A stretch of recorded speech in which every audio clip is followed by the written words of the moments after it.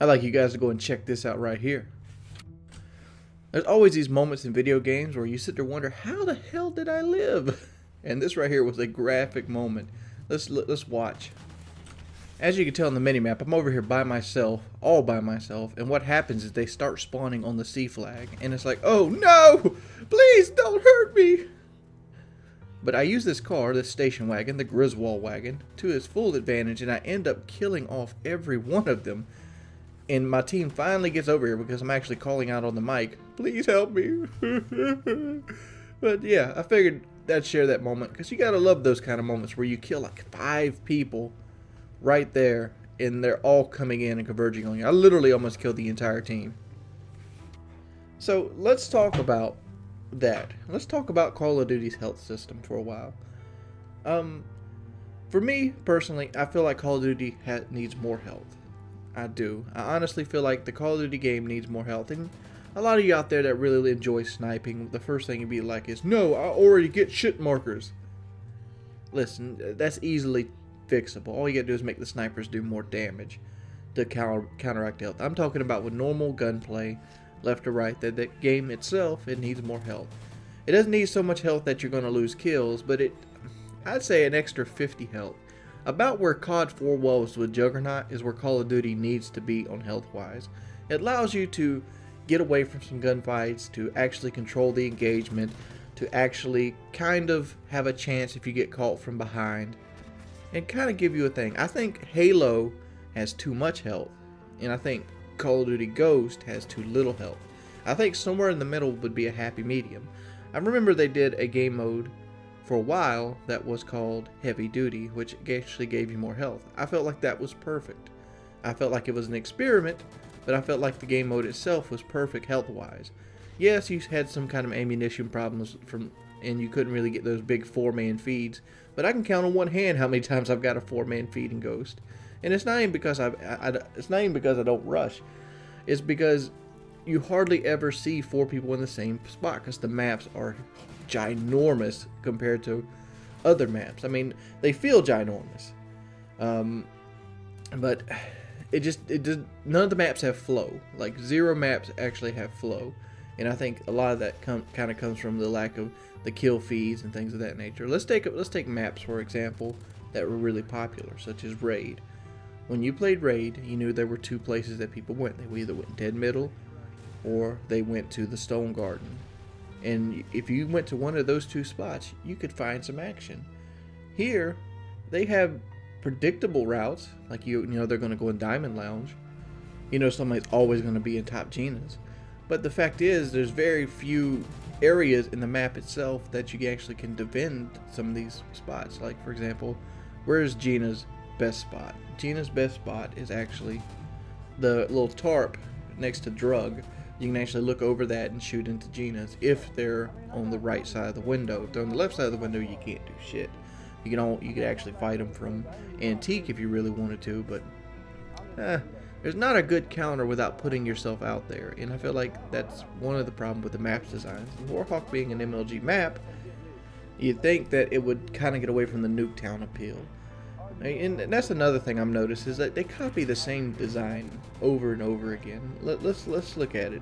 I'm not sure if something came before Nuketown, but the Nuketown map has been in every kind of game, and Warhawk is the Nuketown map for this game. Even though it's large, don't get me wrong, it's huge.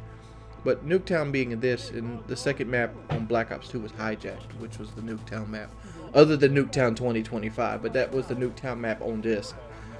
What I mean is you have 2 buildings looking towards each other. This time it's Gina and Antiques. And then, like in Hijacked, you had the 2 stages looking in front of each other and a flag in the middle, Lampoon. But at least Hijack had the decency to give you a little structure in the middle of the map to kind of capture the flag on or get on yourself. And then Call of Duty Ghost, you have Warhawk, which has Antique and Gina's in the thing in the middle of the map. This is just the type of map they kind of use over and over again. If you notice, they'll do these types of maps. What's some other examples? Another valid example would be the Dome type map. Obviously, Dome came in Modern Warfare 3, but let's look at the Dome type map. In Ghost, there's actually 2 different Dome type maps. There's Strikeout, and then there's also the Dome remake, which I don't know the name off the top of my head because I play on PlayStation. But there's 2 maps that are the same as the Dome map on Modern Warfare 3. I mean, it's obvious they're pretty much doing template kind of things. Like, for example, Standoff. You could almost say Standoff is kind of like Warhawk, but it's a lot like Crossfire, too. These maps, they're just templates, and they reuse them, reskin, reuse, reskin. Obviously, I wish they would take more, into the map design itself, because the last time I thought the thing that set Call of Duty apart from something like Battlefield Bad Company, to me at least, was the map design. And like, what was the gimmick this year? The gimmick this year was interactive maps. Interactive maps, never before. It was interactive maps. It was the stupid dog, and it was the fact that you could be a girl on the battlefield. Those were the selling points for Call of Duty Ghost, and I'm like, man, this sucks. This really does. And like, I wish more people would have adopted it to the new consoles. Not because I'd like to have more people to play with, but mainly because people are excited for Advanced Warfare, but Advanced Warfare is still going to be limited to what the PlayStation 3 and the Xbox 360 can do, because more people own the game on that system than they do on the new system. And until people cross that threshold and actually jump to the new systems, we're going to see this for like 2 or 3 years running, that we're going to get watered down high-res versions of the PlayStation 3 and the Xbox game, and they're still going to be limited to what they can do based off that over there. And I'm worried that it's going to affect other games, like, for example, Fallout 4. Oh no, I said it. I said Fallout 4. I love Fallout. I do. And one of the things I was excited about is that the game can finally have enough just hardware behind it so they could, branch out, watch people eat, watch people sleep, actually have cycles, have different conversations, that they could have a depth in that game that could be unparalleled to anything you've ever seen before. Like, I was thinking the other day, what would be cool to see in a first-person shooter? Like, one of my favorite first-person shooter games was World at War. And one of the things I'd be excited to see is actually give character development to the aimless, I'm going to throw my body at you soldiers that you see in the first-person shooter campaigns. What happens if you fight a guy and you hear him before you come up? You don't shoot him. You can hear him, reading a letter to his mother, or talking about his brother, or the time he rode his dirt bike through the field. Make you feel gutted that you're about to bust his head open. Have that sentimental effect on the people to make the kills much more gratifying, or make you feel like much more of a scumbag. One of the things I never liked about Fallout was that you had these character developments, but once you started fighting a person, there was no pleading, there was no begging, there was no feeling bad about it, there was no karma on your soul kind of thing. Like, if I kill like the neighborhood nurse, you should expect everybody to react differently to you based on that you killed this person, and they shouldn't go away within 36 hours. And I feel like the game code itself limited to them to have to do that, and I feel like it should be able to step up and go further in the future console or future generations. I don't know. I'm just freeballing ideas of what I'd actually like to see with the consoles themselves, but yeah. Call of Duty has too low of health at this point. I think a step in the right direction would either make the guns do less damage or increase the actual health of the player itself, and just give people a chance to actually do this. I think the only game that ever got health completely right was Black Ops 1, because I felt like I felt like you had enough health that you could take a shot and get around a corner and you could fight back, or you could turn around and actually fight back if you were a better shot and you were more on point and you got less kills by accident. I think Black Ops 1 is the pinnacle of the series in that regard. What do you guys think? Let me know in the comment section below. And if you haven't followed me on Twitch yet, go ahead and click the link in the description. As always, it's been your boy Wings of Redemption, and I'm Audi 5000. Hope you guys have a wonderful evening.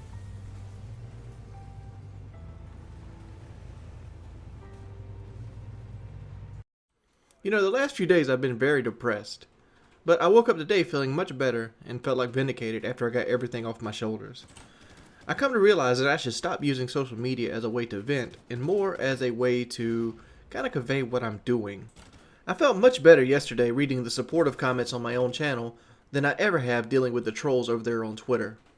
With that being said, I would like to address a long-standing complaint about my channel, and a lot of them seem to think quality over quantity. And here's a little secret I'd like to let you guys know. The videos that I put out generally are the best I can actually do at that time. Obviously, some of them are rushed, but for the most part, like this video right here, I took the extra time to fix the color correction, to make the audio sound perfect, to do the voices, to make sure there's no and ums in the actual commentary itself. Because when I watch a video or I watch somebody's commentary, those are the things that I desire. When I look at a video, let's say I'm looking for a new Let's Play, the first thing that I actually look for is the voice itself. If the voice is appealing, that's a huge plus. The voice, in my book, is the most important part of the commentary, or Let's Play, or video itself. If the voice is appealing, I'm much more likely to enjoy the content. The second thing I look for isn't quality, but play style. One of my favorite of all time people in the actual commentary world was a guy named It's True Stu. He doesn't do videos anymore, mainly because he never got a following. But he did wonderful videos that kind of had a purpose and had a value. His value was he filled a niche. He filled the camping style gameplay. And let me talk about that real quick while I only have a little bit of time left. Let's talk about values and feelings and filling niches. I feel like the guard has changed. The people that used to watch me, Woody, Kyle, Only Use Me Blade, the older guys, I feel like they've all grown up and went on with their lives at this point. And there's a new batch of kids that have actually come in, and we're just thrown on the back burner. Because I've noticed that I'm starting to have to address the same issues I addressed when I first started YouTube, which was, why do you camp? Everybody knows that I camp from the old guard, but this new batch of followers and younger generation tend to like 360s and sniping. So, I don't know. Is my future in Call of Duty? I highly doubt it. All I can do is hope that a game becomes popular that I like. But anyway, we got a hurricane today. I'm going to be live streaming. Hope to catch you guys there.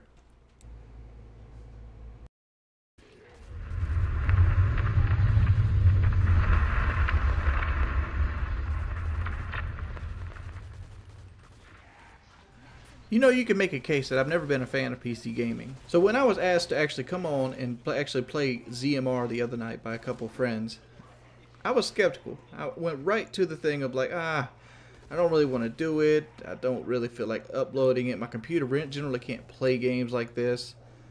It's not so much that my computer can't handle video games in general. It's just that I find that computers or games without trophies are very dull to play, if that makes sense, in my own little shallow console, video game whoring ways. Let's cut right to the chase. I don't like zombies. I've never really liked the whole idea of zombies game modes. But ZMR is much more than that. Obviously, the video game footage you're watching right now is of the Gears of War-esque zombie mode that they have in it called Kill Everything. But it's fun. It is. Because the reason this is fun and COD Zombies I've never really enjoyed is because this at least has an objective. It has difficulties. It has skills that you can go to. This is obviously being normal because you got to unlock the higher difficulties, and this is actually my first game ever playing of it. But it's fun. The reason it's fun, one, I feel like it's a third-person shooter and it has an objective. But there's so much more to it. There's stuff I haven't even touched yet. There's an entire PvE section to this game, which I probably will have to give a chance as well. There's level up systems, there's RPG elements, and the best off, the thing's free, dude. All you gotta do is go to playzmr.com and you just download it. It does have a little bit of a lengthy patch, but it's overall a very fun experience. And I'll probably be playing it most of this week. I plan on live streaming this game just a little bit as well this week, and maybe end up playing. But if you feel like you want to jump into this game, I do have 5 download codes for weapons. Keep in mind this is a free-to-play game, so it's going to be one of those games that you pay to win, but you don't really have to pay to win. Like, I'm using all the generic stuff right now, and I'm doing very well, and I was able to do very well through multiple game modes. Let's go ahead and look at some of the other game modes that are actually on the game itself.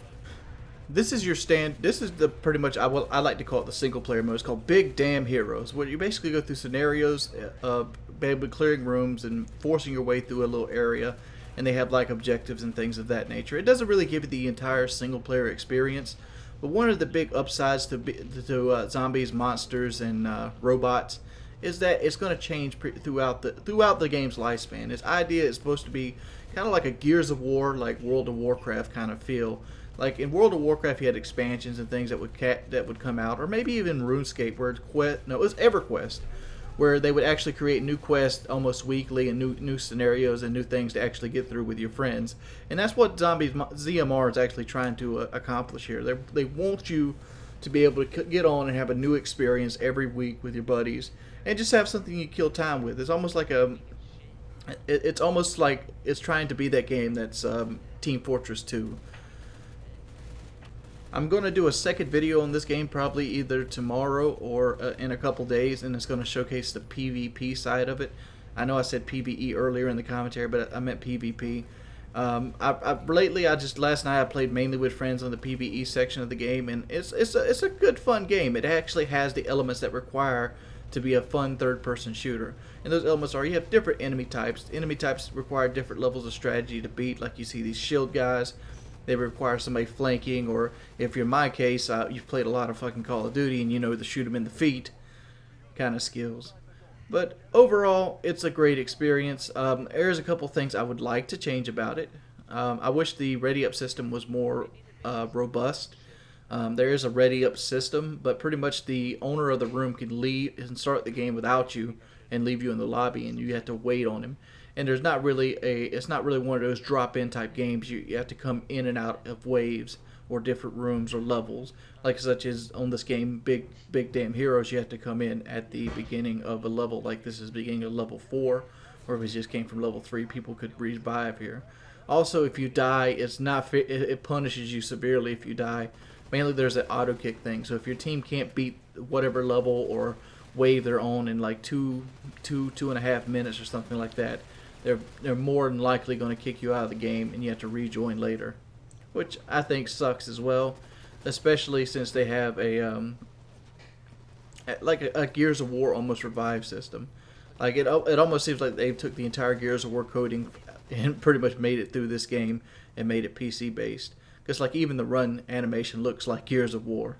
But that's just my opinion. I got 5 download codes I'm going to be using to give away weapons in the game. So if you want to play with me, feel free to drop by to ZMR.com and check it out and download the game. I'll probably be live streaming this tomorrow, so come hang out with me. Peace, people.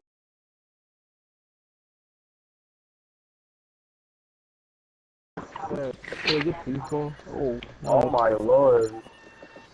I got middle. Yo, send me to Dude, I think we got some more tryhards here, Crow. We got some big time tryhards. We better get our fucking shit pushed in, probably. The whole clan of these motherfuckers. They saw the goddamn levels and they said, "Oh my god, about to call you back. I'm about to drop a Kim." Did we say? Is that what he said? Nah, but he said something of that nature. I feel bad for him, dog. We might not win this, but I'm definitely gonna have the X-Cal effect on him. You ever seen it? That's what X-Cal calls it, the X-Cal effect. Mm-hmm. Domination. When you come in the room, the guy's a big dog, and he ain't a big dog no more. Yeah. Well, what should I do here? I think I'll run my ass straight to that B flag and not even jump on it, just kill those motherfuckers when they come in. That sounds like a plan. Your objectives. I think that's a doable plan. Secure. We're in the They didn't lead. go. They all came straight to B. Fuck. Oh boy. Man, we spawned it. We spawning them, B. We lost Charlie. SATCOM ready. Well, I thought I was fucking. Friendly SATCOM active. This might even be a worse connection than what I had before. Losing B. Woo. Guard dog ready. Enemy SATCOM spotted. Securing A.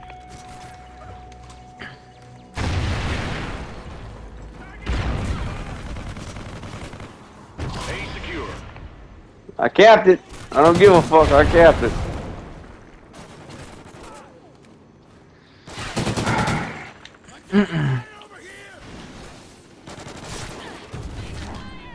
Woo! Big dog status.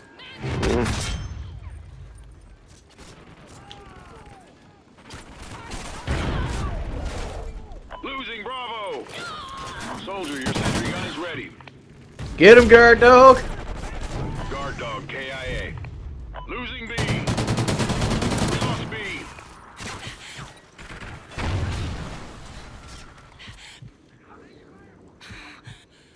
SATCOM ready.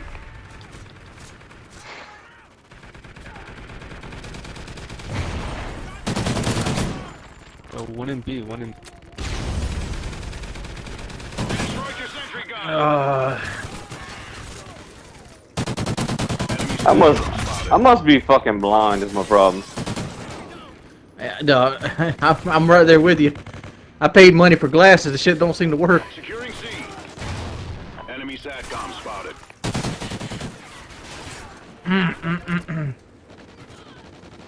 I think. These motherfuckers see me good though. Enemy That's for damn SATCOM sure. spotted.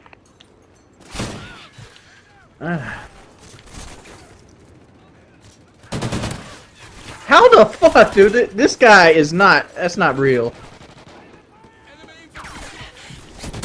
I'm getting shot from places that.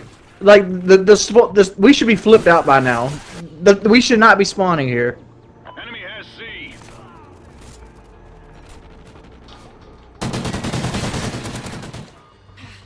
Securing Charlie. Come on, nobody's going for B. Come on, dude. We should be flipped out by now. We're not flipping out. No, they doing some kind of Securing bullshit. Charlie. Yeah, they know some kind of spawn trap is what they're doing. Because they're not taking B. Securing C. They're not taking B. Enemy Oracle inbound. Nope. Charlie secure.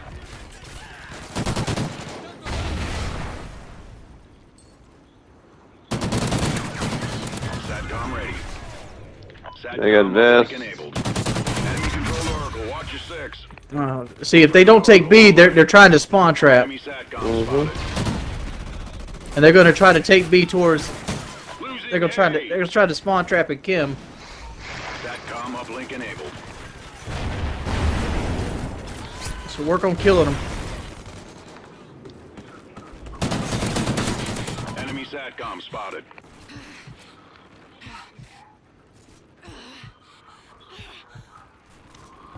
Enemy SATCOM spotted. SATCOM ready. I got a kill. SATCOM uplink enabled.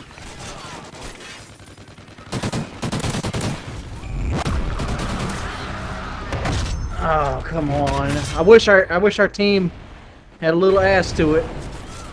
Losing C.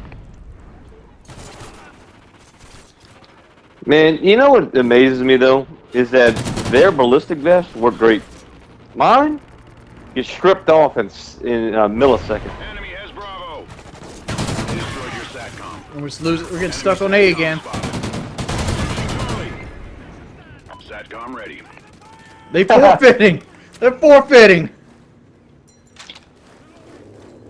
A bunch of fucking losers.